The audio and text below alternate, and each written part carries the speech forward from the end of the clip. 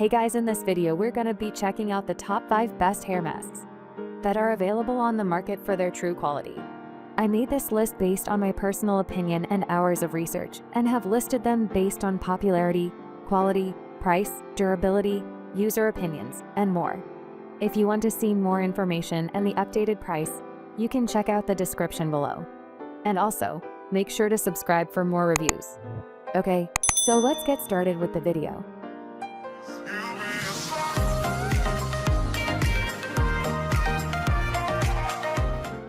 Starting at number 5, we have the Briogeo Don't Despair Repair Deep Conditioning Mask. This 8-ounce vegan deep conditioning mask left my hair noticeably softer in the cruel Illinois winters. It's heavy enough that it works well, creating a lot of slip in the shower for detangling and leaving my hair moisturized after rinsing. But it's not so heavy that it weighs down my curls. It smells like a salon product, fresh and clean, but not necessarily sweet. The formula is free from parabens, silicones, and phthalates. I noticed less breakage, and my hair felt stronger, without veering into the crunchy, dull territory that comes with using too much protein. The mask does contain some protein. After a while, it reaches its full saturation. By the 4th use, I noticed that it wasn't improving the condition of my hair anymore. I think using it every other week would lead to favorable results and also make the product last you a bit longer. I also think it would be even more moisturizing for people with smoother, finer, or thinner hair than I have. Moving on at number 4, we have the Doux Sweetest Thing Honey Moisture Mask.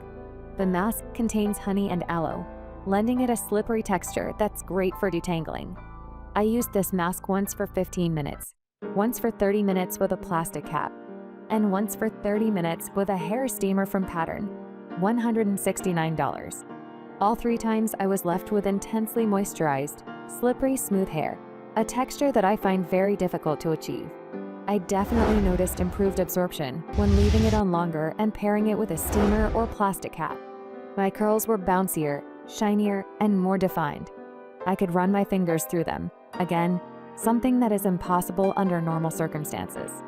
The fragrance smells sweet, but not cloying. It reminds me of honey and sugar cookies mixed with Play-Doh, which I find appealing. The mask has lots of slip and clings to my hair while processing. It might be a little too heavy for people with very fine hair, or people who don't have dry hair. But of all the masks I've tried so far, this is the one I'll personally repurchase. At number 3, we have the Amika Soulfood Nourishing Mask. I've tried a few products from Amika, and I generally like the brand.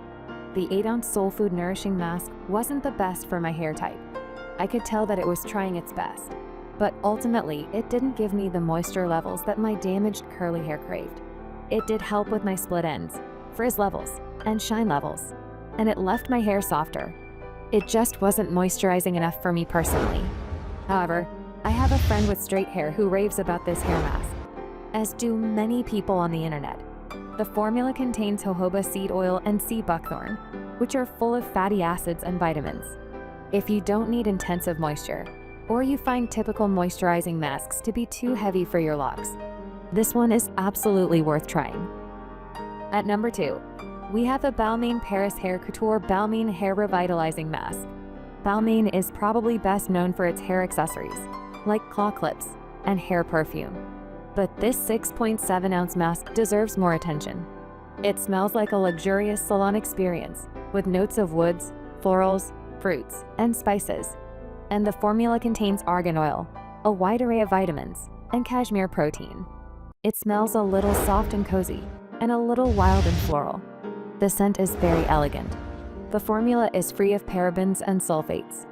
I didn't notice anything particularly amazing about the moisture levels it left behind.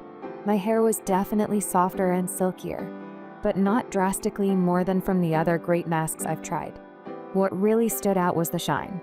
I find it very difficult to get my coarse curls shiny, and this formula left my hair more lustrous than any others. It had an almost pearlescent quality to it that lasted for a few days.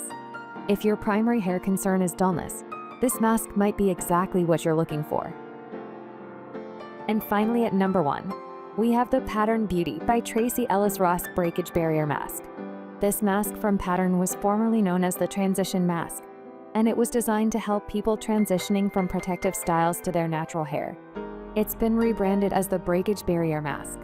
I don't usually wear my hair in protective styles, so I can't speak to the effectiveness of that. But I can absolutely attest to the breakage prevention of this mask. The formula is infused with honey and white tea, both of which retain moisture.